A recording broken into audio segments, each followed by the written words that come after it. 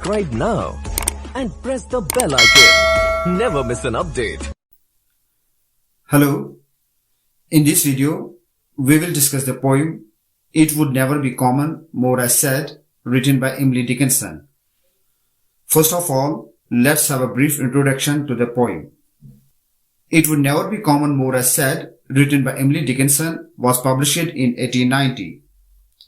The poem has 8 stanzas, and each stanza consists of 4 lines, except 7th stanza, which has 5 lines, making 33 lines in total. The poem does not follow any fixed rhyme scheme. The poem is a reflection of a love affair in which the poet recounts her past and present experiences she had undergone. The poem explores the fleeting nature of joy, the vulnerability of happiness, and the sense of loss that can follow moments of intense bliss. Let us now look at the poem. It would never be common, more as said, difference had begun, many a bitterness had been, but that old sort was done. The word common here refers to something that is ordinary. Difference means a disagreement between people.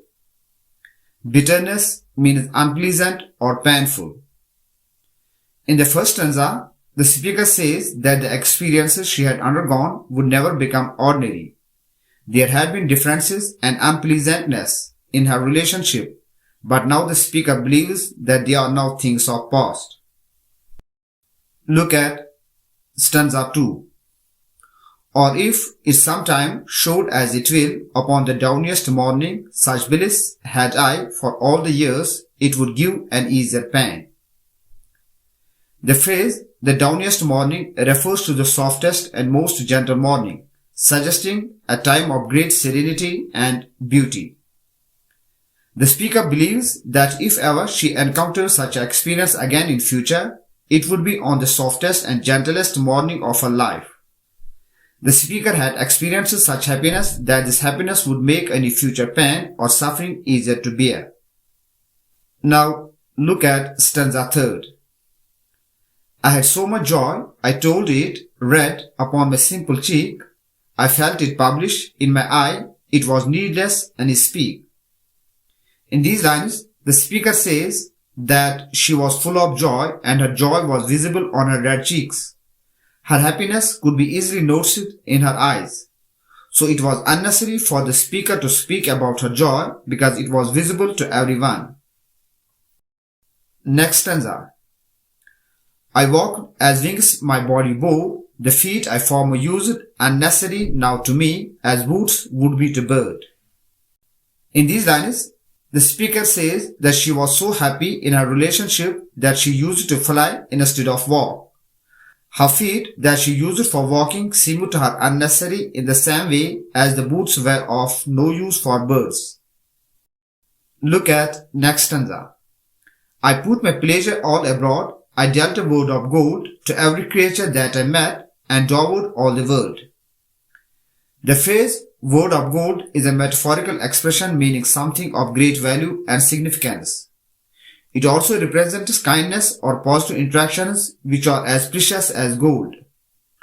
The word devoured means bestowed or enriched or showered gifts. The speaker shared her happiness with the world and even shared her word of gold to every creature she met. She enriched the world with the gifts which were as precious as gold, means she bestowed her happiness upon the whole world.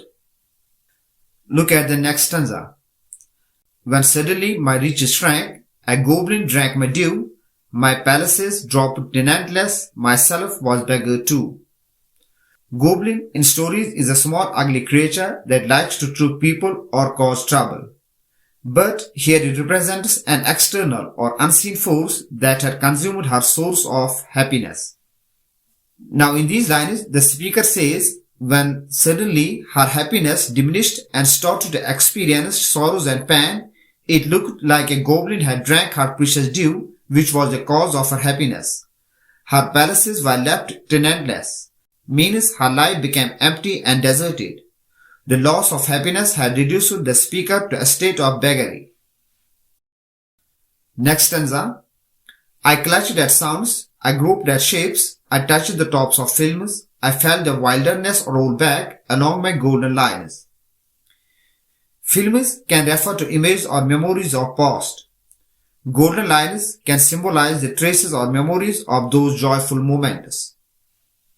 Now, in these lines, the speaker says that after her affair ended, she seemed to have gone mad. She desperately tried to get hold onto the sounds and echoes of her lost happiness. She searched for the forms or symbols associated to her joy in an attempt to recreate the image that brought her joy. She felt as the golden and joyous experiences had been replaced by emptiness. Now look at the last stanza. The sackcloth hangs upon the nail, the frock I used to wear, but were my moment of brocade, my drop of India. Sackcloth refers to a rough cloth and metaphorically represents a state of unhappiness and sorrow. Hangs upon the nail can mean easily accessible. Brocade is a type of thick heavy cloth with a raised pattern made especially from gold or silver silk thread. The reference of India is associated with valuable fabrics. Now in these lines, the speaker says that the dress she used to wear when she was enjoying her happy days has now become a sackcloth that lingers about her. The speaker then asks where that small, precious and valuable moment of joy has gone.